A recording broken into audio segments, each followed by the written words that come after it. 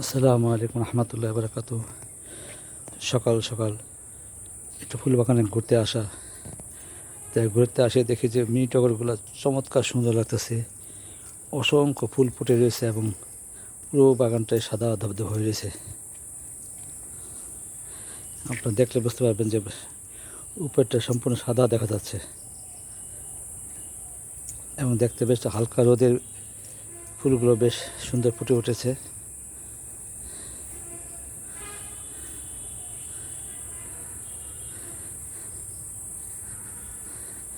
Line ধরে আমাদের লাগানো আছে মিনি টগরগুলো একই উচ্চতায়।